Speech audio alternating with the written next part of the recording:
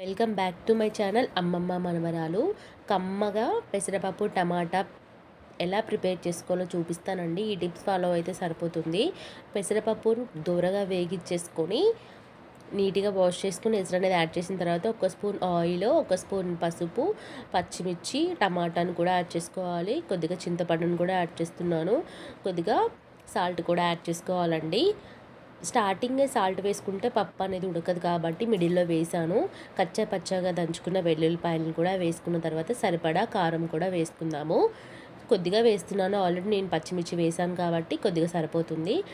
తర్వాత దింపాక సరిపడా సాల్ట్ వేసి పక్కన పెట్టేసుకోవాలి. ఇప్పుడు స్టవ్ ఆన్ చేసి కొద్దిగా నెయ్యి, కొద్దిగా నూనె వేసుకుంటున్నాను. పోపు అనేది ఇలా పెడితే చాలా బాగుంటుంది, పప్పు టేస్టీగా వస్తుంది అన్నమాట.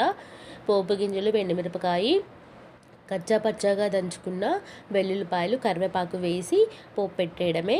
ఈ టిప్స్ ఫాలో అండి, టేస్ట్